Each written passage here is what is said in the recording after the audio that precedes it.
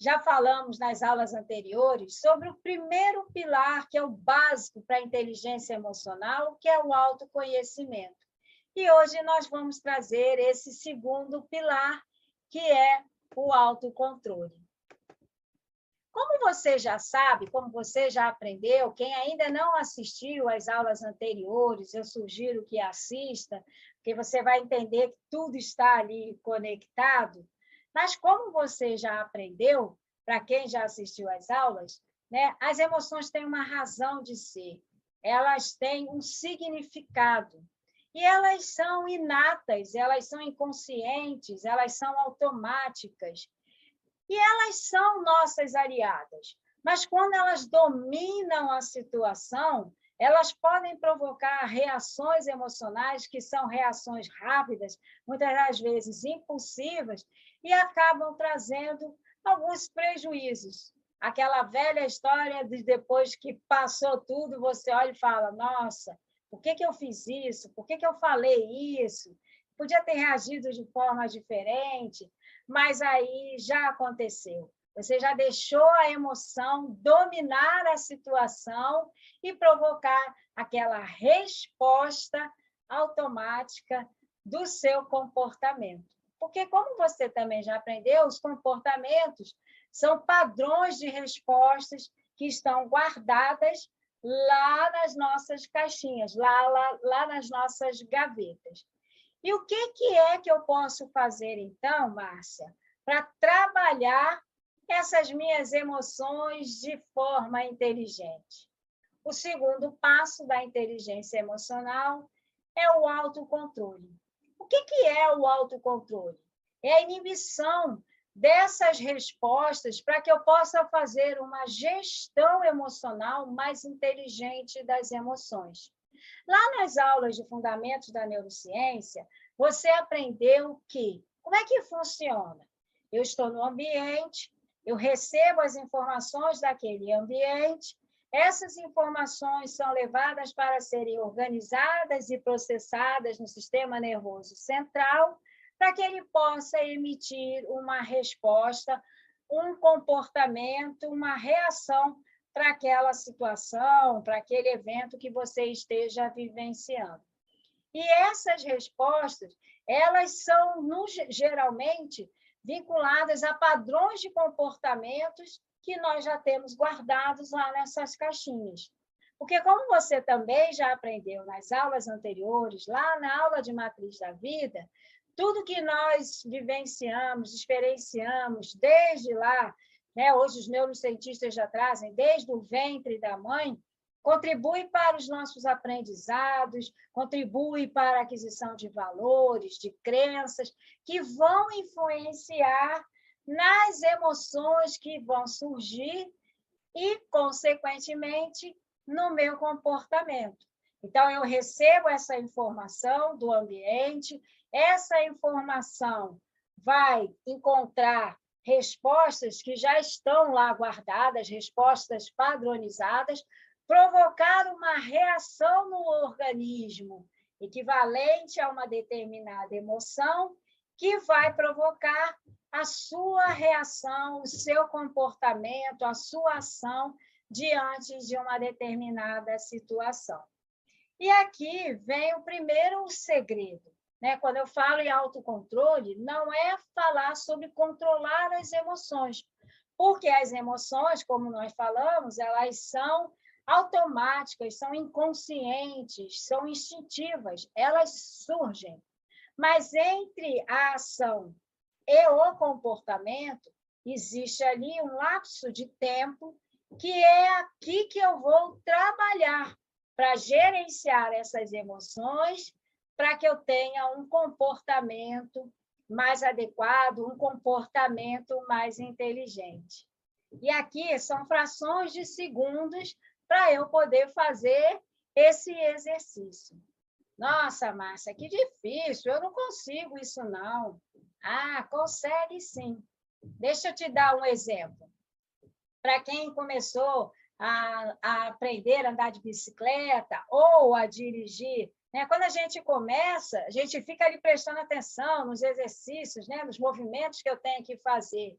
Então, por exemplo, no carro, eu tenho que descer o freio de mão, eu tenho que engatar a primeira, eu tenho que fazer o controle dos pés. E quando você começa, você vai fazendo aquilo, raciocinando o que eu faço agora, o que é agora. Mas daqui a algum tempo, você entra no carro, você nem pensa nos seus movimentos. Você simplesmente liga o carro e sai. E muitas das vezes nós chegamos no destino final sem nem perceber. Nossa, já cheguei. Porque você vai fazendo tudo, o seu cérebro está tão treinado para aqueles movimentos que você vai fazendo tudo como se estivesse no piloto automático. Assim é o autocontrole. Ele, no início, esse exercício no início, ele pode provocar algum desconforto, porque eu estou trabalhando uma mudança de comportamento. E o que é essa mudança de comportamento, que também nós já falamos nas aulas anteriores? É o quê? Eu vou trabalhar as novas conexões neurais para enfraquecer as conexões neurais antigas.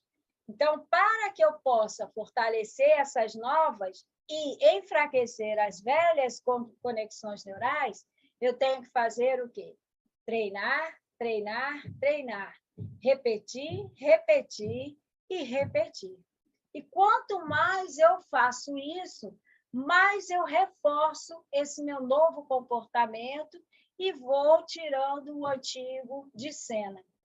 Mas tudo bem, né? Se você tiver uma certa dificuldade no início, tudo bem se você conseguiu, né, trazer algumas mudanças e em algum momento você volta para o comportamento inicial, porque você vai enfraquecer essas conexões neurais antigas, mas elas não vão sumir, elas estarão ali guardadinhas. E em determinados momentos, elas podem ressurgir e assumir o controle da situação. Mas quanto mais eu reforçar as novas, mais vai ser difícil essas antigas conexões neurais surgirem para atrapalhar o meu novo comportamento.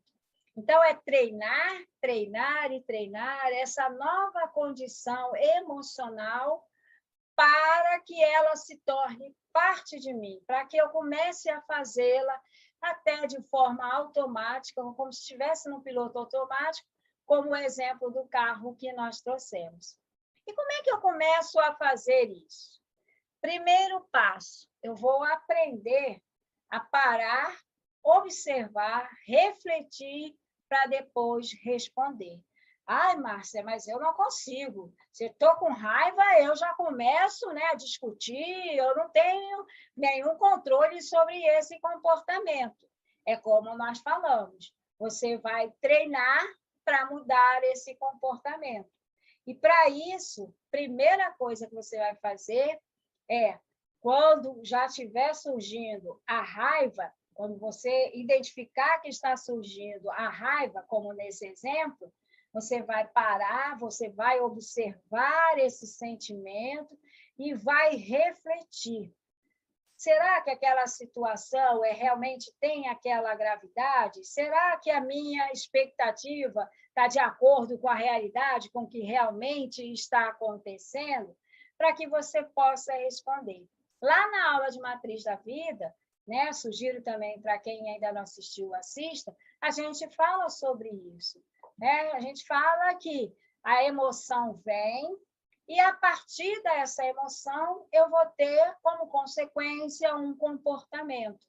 E as emoções, elas têm essas respostas mais rápidas, mais intuitivas, mais impulsivas. Então, quando eu faço esse exercício do parar, do observar, para refletir, eu estou dando tempo para o meu córtex cerebral, o meu terceiro nível de organização e processamento das informações, entrar em ação. Quando eu faço esse exercício, eu estou dizendo assim para a emoção: ô, emoção, calma lá, fica quietinha aí, espera aí que eu vou ver com o meu córtex cerebral qual é a resposta mais adequada, mais inteligente para essa situação. Então, você espera aí um pouquinho, que eu vou consultar o meu córtex cerebral para fazer essa análise e depois responder. Mas isso tudo é rápido. Não é a questão de eu parar e ficar pensando. Em alguns momentos, é possível a gente fazer isso, mas em algumas outras situações, não. Esse tempo entre a emoção e o comportamento é um tempo curto. E aí você vai fazer esse exercício para observar, né, qual é a reação que está vindo, a reação emocional que está vindo, e refletir: opa, será que é isso mesmo que eu devo fazer? Como, por exemplo, né, no trabalho, você leva uma bronca, vamos dizer assim, do seu líder, né? Você fez alguma coisa lá que não deu muito certo, e aí o seu líder vem e te chama a atenção, e aí você fica com aquela mágoa, você fica com aquela dor, que acaba se transformando em raiva. Você vai responder de forma mal criada ali para o seu líder, demonstrando imaturidade emocional? Então, é muito melhor você trabalhar as suas emoções, gerenciar as suas emoções, para conversar com ele de uma forma mais inteligente. E, para isso, é preciso que você treine esse comportamento de parar, observar, refletir o que está acontecendo, para depois responder, ao invés de reagir emocionalmente. A resposta leva um tempinho maior para ser processada, organizada e efetivada do que a reação emocional. Ai, Márcia, mas isso é muito difícil. Eu não sei fazer isso, não consigo fazer isso. Consegue, sim. Vamos ver aqui como a gente pode trabalhar para ajudar a facilitar esse comportamento novo. O primeiro passo é trabalhar o autoconhecimento emocional. Porque quando você identifica o que, o quem, que lugares, quais coisas provocam em você determinadas emoções, fica muito mais fácil de você já trabalhar, né? Antes que ela surja, antes que ela domine o ambiente.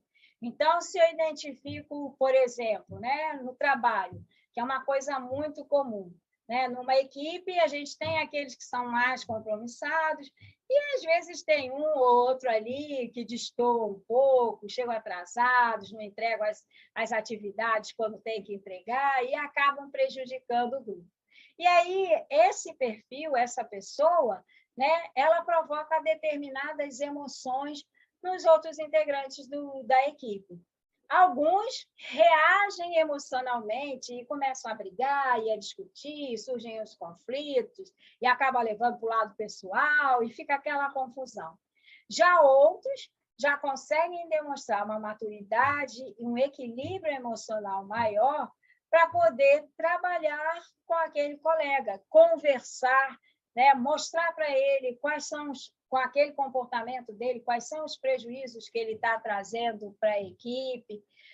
Mas para que eu consiga ter esse equilíbrio para conversar, eu vou identificar que aquele comportamento do colega provoca em mim uma raiva, né, uma mágoa pelo comportamento dele, principalmente, né, se a equipe perde alguma atividade e aí é prejudicada pelo comportamento daquele colega, daquele integrante da equipe. Então, ao invés de você reagir, né, para poder discutir, que não leva a nada, que não leva a nenhum crescimento, que não leva a nenhuma modificação dentro da equipe, ao identificar a sua emoção diante daquela situação, você já vai começar a treinar para parar, observar, refletir sobre aquela relação, sobre aqueles comportamentos e provocar uma resposta com maior equilíbrio emocional, né? Conversar, como nós falamos, mostrar para o colega, né, o que ele está causando com aquele comportamento e buscar aí sim mudanças, crescimentos de pessoas e de profissionais. E a sugestão que a gente dá, quando a gente pratica esse autoconhecimento emocional, nós já deixamos lá nas aulas anteriores o diário emocional, que é um exercício simples para você fazer, que é à noite você escrever e parar para refletir sobre as emoções que você teve durante o dia. E aí você pode escolher uma reação emocional que você tem, que você ache que você identifique como sendo o maior prejuízo para o seu desempenho pessoal e profissional. Então, por exemplo, eu identifico que determinada situação me provoca bastante medo ou bastante tristeza. E esse medo, essa tristeza, eles inibem o meu desempenho, eu não consigo me expor, eu não consigo colocar minhas ideias, a minha criatividade, e outras pessoas vão me passando e eu vou ficando para trás. Então, ao identificar essas situações, eu posso começar a trabalhar para observar e refletir, para mudar o meu comportamento. E aí, lembrando que mudança de comportamento nada mais é que treinar as novas conexões neurais para fortalecê-las e enfraquecer as antigas conexões neurais.